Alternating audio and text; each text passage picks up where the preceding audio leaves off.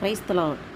இன்றைய ஜீவாப்பம் ரோமர் 1ஆம் அதிகாரம் 4-5 வசனங்கள். இயேசு கிறிஸ்துவை குறித்து தேவன் தம்முடைய தீர்க்கதரிசிகள் மூலமாய் பரிசுத்த வேதாகமங்களில் முன்னே தம்முடைய சுவிசேஷத்தை பற்றி வாக்குத்தத்தம் பண்ணினபடி கர்த்தராகிய இயேசு கிறிஸ்துவானவர் மாமிசத்தின்படி தாவீதின் சந்ததியில் பிறந்தவரும் பரிசுத்தமுள்ள ஆவியின்படி தேவனுடைய சுதன் என்று மரித்தோரிலிருந்து உயிர்த்தெழுந்ததினாலே பலமாய் ரூபிக்கப்பட்ட தேவகுமாரனுமாயிருக்கிறார். ஆமென், அல்லேலூயா. பாருங்க, ஆண்டவர் இயேசு கிறிஸ்து குறித்து தேவன் அவருடைய தீர்க்கதரிசிகள் மூலமாக நம்மளுடைய வேதத்திலே பரிசுத்த வேதாகமங்களே முன்னமே அவருடைய சுவிசேஷத்தை பற்றி வாக்குத்தத்தம் பண்ணிடப்பட்டிருக்கிறது. அந்த வாக்குத்தத்தம் பண்ணினபடி கர்த்தராகிய இயேசு கிறிஸ்துவானவர், கர்த்தரே இயேசு கிறிஸ்து. அப்போ பவுல் எப்பொழுதுமே சொல்லும்போது கர்த்தராகிய இயேசு கிறிஸ்து, கர்த்தராகிய இயேசு அப்படின்னு தான் சொல்லுவார். கர்த்தராகிய இயேசு கிறிஸ்துவானவர் மாமிசத்தின்படி தாவீதின் சந்ததியில் பிறந்தவரும். பாருங்கள், மாமிசத்தின்படியும் ஆவியின்படியும் உள்ள அந்த ஒருமனைப்பாட்டை பவுல் அழகாக சொல்கிறார். பாருங்க, மாம்சத்தின்படி தாவீதின் சந்ததியில் பிறந்தவர் இயேசு கிறிஸ்து.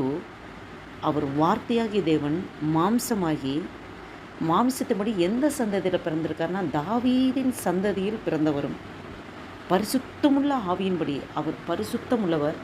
அவர் ஆவியின்படியே பரிசுத்த ஆவியினாலே உருவாக்கப்பட்டார்.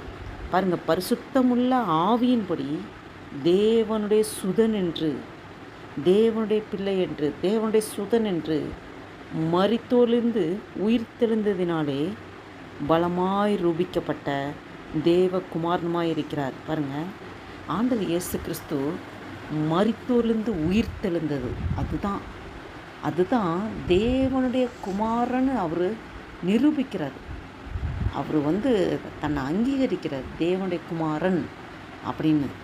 பாருங்கள், அவர் பரிசுத்தமுள்ள ஆவியின்படி தேவனுடைய சுதன் என்று மரித்தோரிலிருந்து உயிர்த்தெழுந்ததினாலே பலமாய் ரூபிக்கப்பட்ட தேவகுமாரனுமாய் இருக்கிறார். பாருங்கள், இந்த வேத வசனத்தின்படி நம்மளோட ஆவியானவர் இவ்வேளையில் இடைப்படுகிற காரியம் என்னவென்றால், நாம் மாமிசத்தின்படி எங்கோ வாழ்ந்து எங்கோ பிறந்து வளர்ந்து ஆவியின்படி தேவனை அறிந்து கொண்டு நம்ம ஞானஸ்நானம் எடுக்கும்போது பாவத்துக்கு செத்து நீதிக்கு பிழைக்கிறோம். நம்மளுடைய அடையாளம் அழிக்கப்படுகிறது. அதாவது மாமிசத்தின்படி உள்ள கிரியைகள் எல்லாம் அழிக்கப்படுகிறது. ஆவியின்படி நாம் பிறக்கப்பட்டிருக்கிறோம், கிறிஸ்துவோடு உயிர்த்தெழுந்திருக்கிறோம். அப்போ நம்ம அதுக்கப்புறம் வாழ்வு எல்லாம் கிறிஸ்துவுக்காக புது சிருஷ்டியாய் சிருஷ்டிக்கப்படுகிறோம். அப்போ நம்மளை மற்றவர்கள் பார்க்கும்போது தேவ பிள்ளை, தேவகுமாரன், தேவகுமாரத்தி என்று சொல்லும்படியாக நாம் சாட்சியாக ஆண்டவருக்காக நடக்கும்போது கர்த்தர் நாம் மகிமைப்படுகிறது. பாருங்கள், நாம் ஆவியினால் பிறக்கப்பட்டவர்கள்.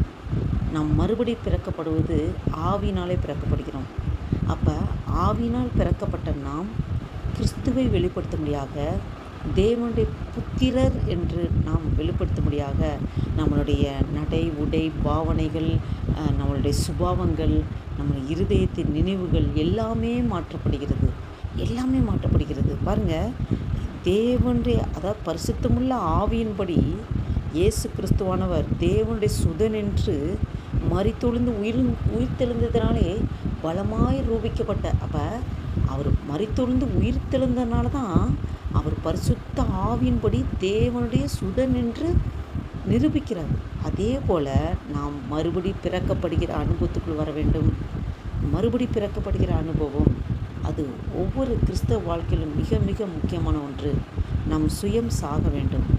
நம் சுய விருப்பம், சிந்தை, நம்மளுடைய ஜென்ம சுபாவங்கள் எல்லாம் அழிக்கப்பட்டு போய்விட வேண்டும். நாம் இப்போது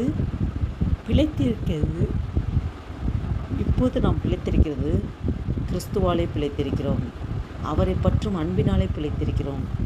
அதுதான் நாம் தேவனை வெளிப்படுத்துகிற அனுபவம்.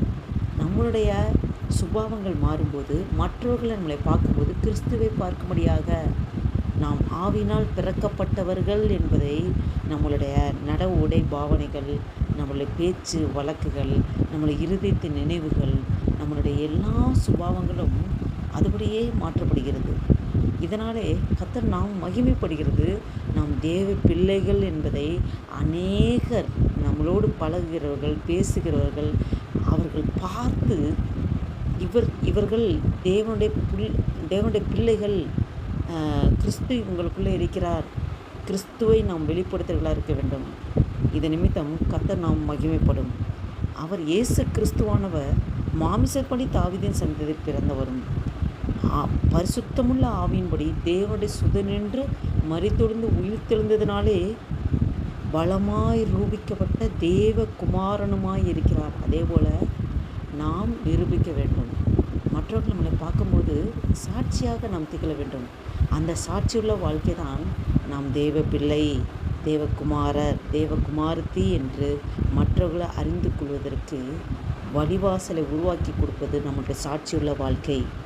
இந்த நாளில் இந்த சிந்தையோடு நாம் அதற்காக அர்ப்பணிப்போமா?